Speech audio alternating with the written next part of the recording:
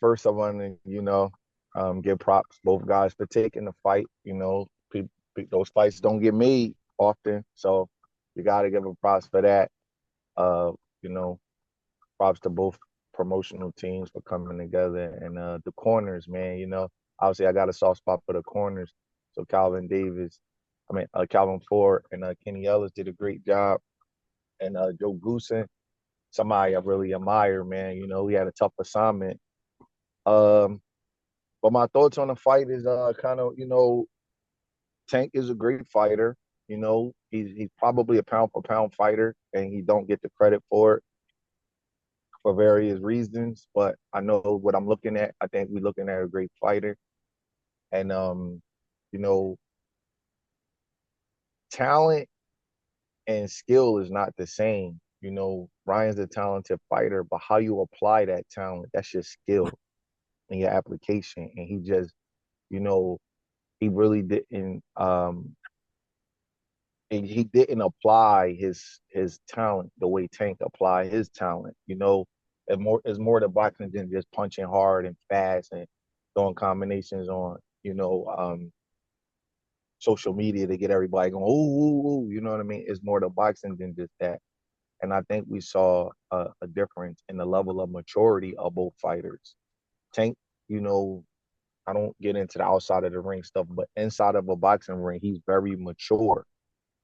He has a lot of patience. He has a lot of poise and composure. He's just a mature fighter. He don't make a lot of mistakes. And Ryan, on the other hand, I don't want to call him immature, but I'll say he's not as mature as Tank. He still does things that like, a young kid would do. The first round, I hear people criticizing the game plan of Joe Goose and like, what the hell were they doing? But if you look at the fight close, the first round, Ryan boxed good and was using his jab, and he comes back to the corner, and Joe was like, "Good job, that jab, step in and step back with your jab. That was perfect. Keep doing what you're doing." Ryan won the first round, in my opinion. The second round, he comes out, he goes balls to the wall. He's trying to knock Tank out. He's loading up on his punches. He's getting really, really close and giving Tank counterpunching opportunities. And I was just like, damn, like it's one thing to lose a fight. The critics and everybody got things to say about who lose a fight or whatever. But when you lose, like, there's going to be winners and losers to these fights. Everybody, if you take enough of these fights, you're going to take a L. But you at least want to perform well. You at least want to give yourself the best chance to win. You at least want to fight a good fight. I've had fights where my guys have fought well and lost, and I was like proud of them. Like, okay, you fought a good fight. You gave yourself the best chance to win. Then I have fights where guys may have won, but they just fought a bad tactical fight. But when I seen Ryan do that, I was just like, man, that was a very immature mistake. You're dealing with a master counterpuncher, a guy who knows how to make himself small, a guy who is brutal when you come to him. Tank is a unique guy because he's a big puncher, but he's really like a minimalist. He plays the outskirts of the ring. He lets you come to him.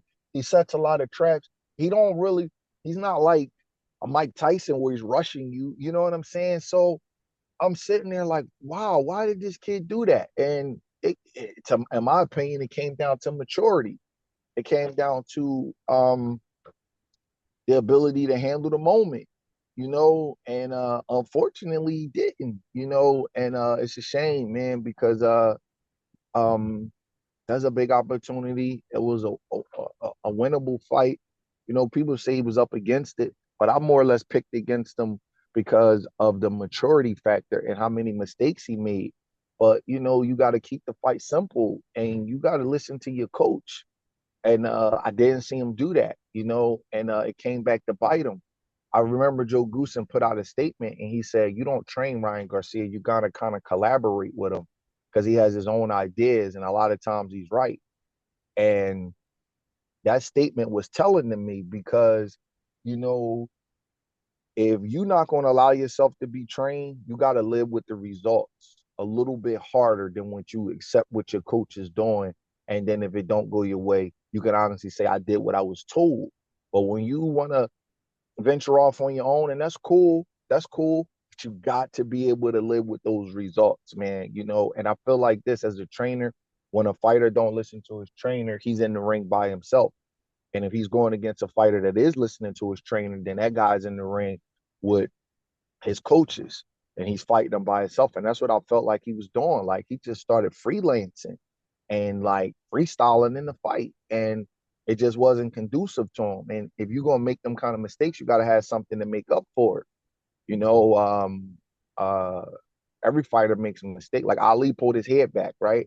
But he got a big time chin, a big time heart, so he can get away with that. Everybody not Ali, and if you're gonna be one of those fighters that want to do things on your own, you gotta have something to make up for them. And if you don't, you gotta stand up and be accountable for it.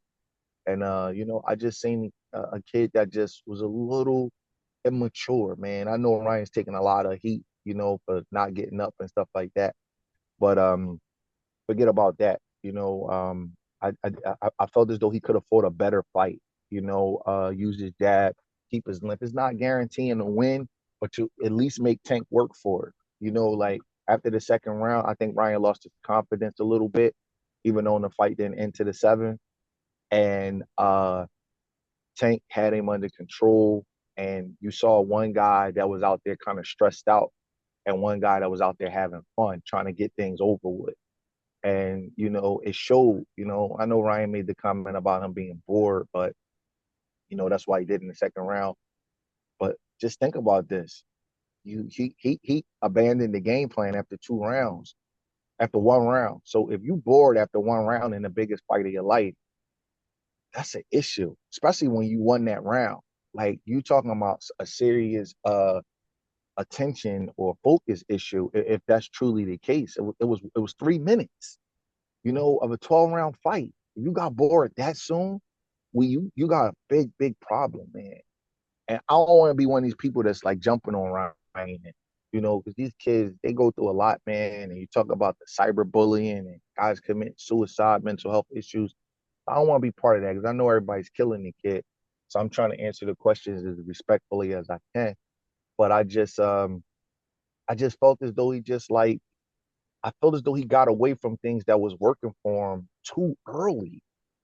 You know what I mean? Imagine if he boxes and just keeps his distance for maybe 4 or 5 rounds and he wins those rounds. Everybody could say, well, Tank's a slow starter, but who knows? Maybe Tank's mindset changed. Maybe he makes a mistake. Maybe he starts pressing a little bit where everybody in the crowd saying, yo, bro, you losing or you down 4-1. Who knows? You at least got to, be steady and fight your fight and see if the other guy can adjust to it. You live and you learn. Sometimes guys got to go through that more than one fight, but I just felt as though he just didn't have the maturity in there. And unfortunately, boxing is a truth machine in that ring, man. And you find out everything about a person, good and bad. And we just seen the levels of maturity.